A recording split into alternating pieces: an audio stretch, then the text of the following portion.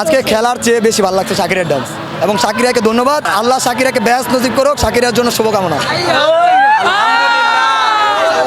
Football জগতের মহানায়ক Messi, জিততে হইলে কখনো কখনো হারতে হবে, কখনো কখনো স্প্রিংয়ের মতো ব্যাক যাইতে হবে, এরপর সামনে আসতে হবে। ব্রাজিলের জন্য সব দুঃখ লাগে, যে দেশে কালোমানিক পেলের জন্ম হয়েছে, যে দেশে রোনালদিনহোর মতো সুপারস্টার জন্ম হয়েছে, সেই দেশ আজকে কোয়ার্টার ফাইনালে বাদ যায়। ফুটবল জগতের মহানায়ক মেসি, আমরা রোনালদো একজন হার্ড ওয়ার্কার মানি, বাট যখন ইউরোতে 2016 সাল কিংবা হোয়াট এভার যখন কাপ নিয়েছিল, রোনালদো মাঠ ছেড়েছিল, মানে কাপুরুষের মতো সে ব্যথা পেয়েছে।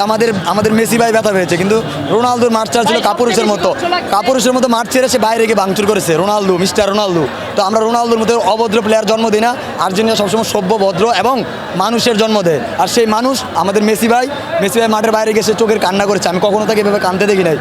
কোপা হেরেছে, সে ওয়ার্ল্ড কাপ হেরেছে, কোপা হেরেছে এবং বড় বড় কাপও হেরেছে, এবং তার বাজে সময়ে তার পতাকা এবং তার ছবি আর্জেন্টিনার মতো জায়গাতে পোড়ানো হয়েছে, তখনও সে কান্না করে নাই। আজকে এত ইমোশনাল গেছে, সে কান্না করেছে।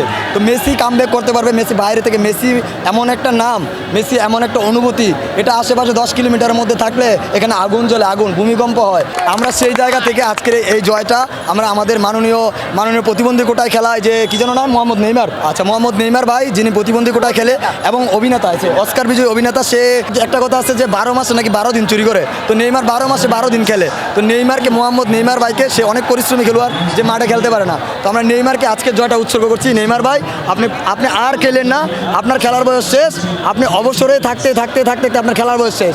আজকে খেলার চেয়ে বেশি ভালো লাগছে শাকিরের ডান্স এবং শাকিরাকে ধন্যবাদ। আল্লাহ শাকিরাকে ব্যস্ত নসিব করুক, শাকিরার জন্য শুভকামনা। 2022 সালের যে ওয়ার্ল্ড কাপ, এর আগে থেকে আমরা টানা অনেক ম্যাচ, মানে আমরা তো গণতে পারবো না এত ম্যাচ, আমরা অপরাজিত, হয়তো অনেক সময় ড্র হয়েছে। আমরা সৌদি আরবের সাথে, আমার নবীর দেশ, এই জন্য ভালোবাসা দেখিয়ে হয়তো আমরা পরাজয় নিজে বরণ করে নিয়েছি।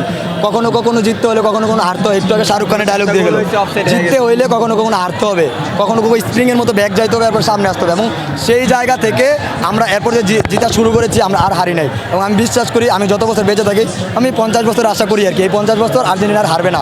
যতগুলো বিশ্বকাপ আছে আমি মনে করি আর্জেন্টিনা নিবে। এবং ব্রাজিলের জন্য খুব দুঃখ লাগে, যে দেশে কালোমানিক পেলের জন্ম হয়েছে, যে দেশে রোনালদিনহোর মতো সুপারস্টার জন্ম হয়েছে, সেই দেশ আজকে কোয়ার্টার ফাইনালে বাদ যায়। কোপা আমেরিকা, এখানে কি খেলা হয়, এখানে মারামারি হয়। এই মারামারিতে ব্রাজিল নাই, ব্রাজিল খেলাতে নাই, ব্রাজিল শৈল্পিক ফুটবলে নাই, ব্রাজিল নৈতিকতাতে নাই। ব্রাজিলের টিমের অহংকারে ভরপুর। যখন ওরা সাইড বেঞ্চকে এত কোটি ইউরো, এত কোটি মার্কিন ডলার বলে, তখন আমার খুবই দুঃখ লাগে যে side bench is side bench. একটা যুদ্ধে সাইড বেঞ্চ রিজার্ভ সৈনিক থাকে, রিজার্ভ সৈনিকের যত দামই থাকুক, রিজার্ভ মিন্স রিজার্ভ, সে কখনো মূল টিমের প্লেয়ার না। তার যতই দাম থাকুক, মার্কেট প্রাইস যতই থাকুক, সে সাইড বেঞ্চ। ওই সাইড বেঞ্চকে নিয়ে যখন আপনি গর্ব করবেন, গর্ব করা যায়, গর্ব আর অহংকার দুটো আলাদা জিনিস। যখন আপনি গর্ব করবেন, ইটস ওকে, অহংকারে চলে যাবেন, আপনি শয়তান ইবলিসের মতো বিতাড়িত হবেন। ফেরেশতাদের সর্দার ছিল ইবলিসকে বিতাড়িত করা হয়েছে শুধুমাত্র অহংকারের কারণে।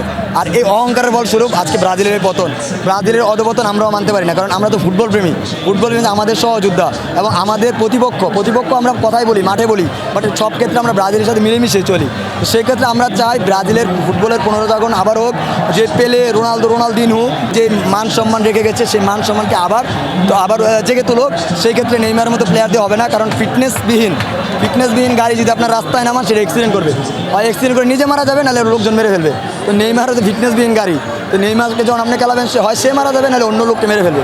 ডিমারিয়া হচ্ছে তাকে আনপ্রেডিক্টেবল একটা প্লেয়ার।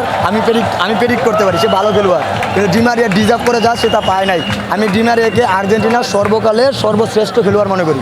মেসি সর্বকালের সর্বশ্রেষ্ঠ ফুটবলার।